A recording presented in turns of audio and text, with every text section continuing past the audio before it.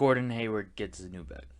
Welcome, welcome back to No Misses, a sports and gaming channel. To make sure you subscribe and comment, and don't forget to share.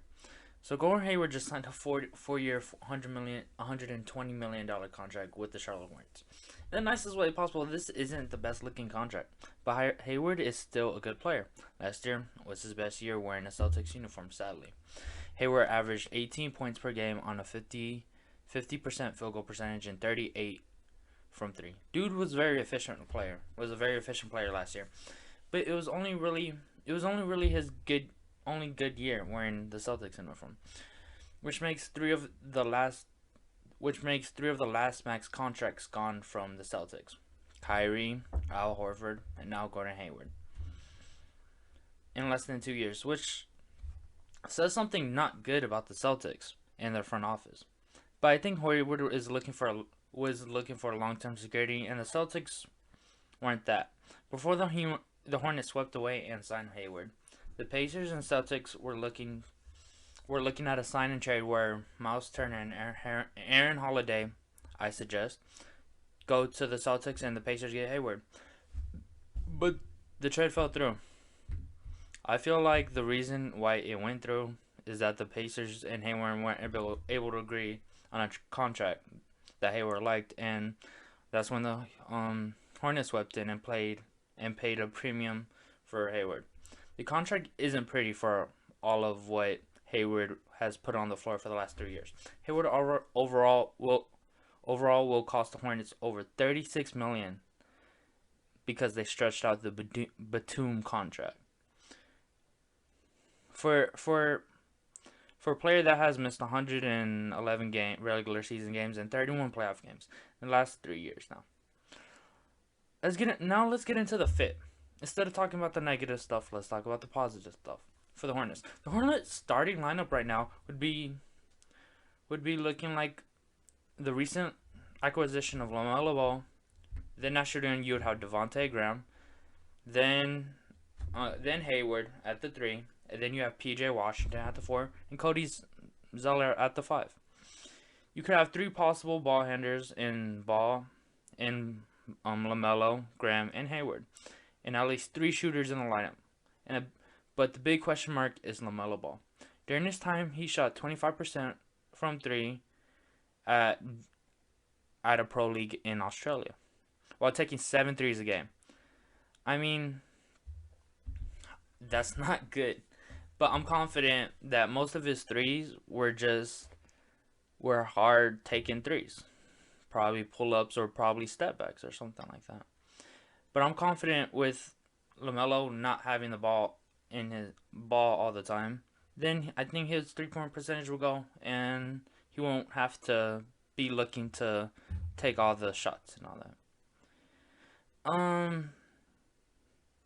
You also add more bench depth with Miles Bridges coming off the bench. I feel like him playing starting small forward was just too like overwhelming for the young player, for the young talented player.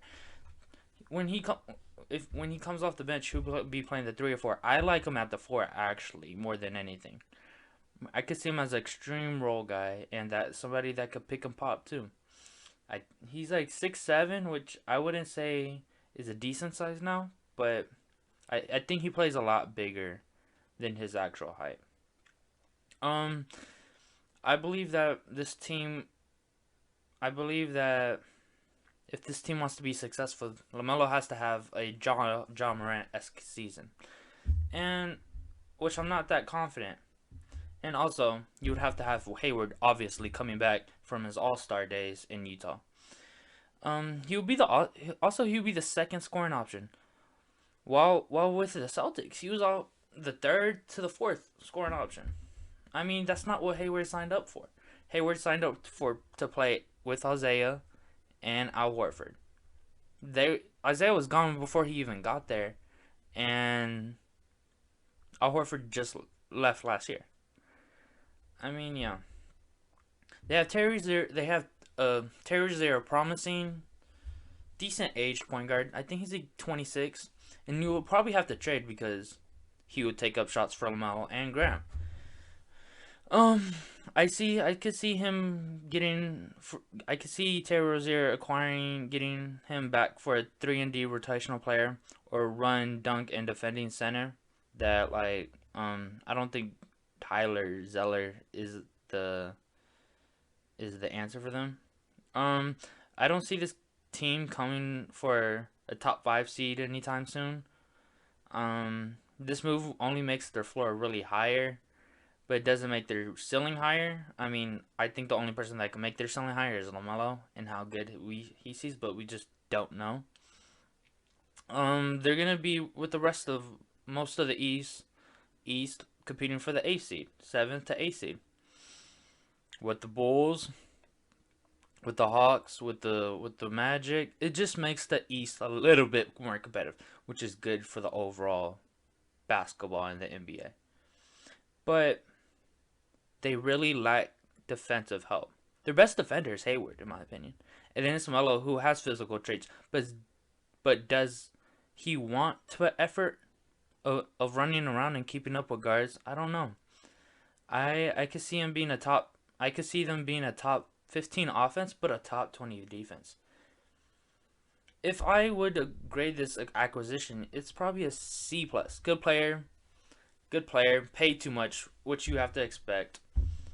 It's the Charlotte Hornets, but it puts you in a group where you're mediocre with the Wizards, Magic, Bulls, and Hawks, but we don't expect too much from you. So that is the video. Make sure you guys subscribe and comment, and don't forget to share.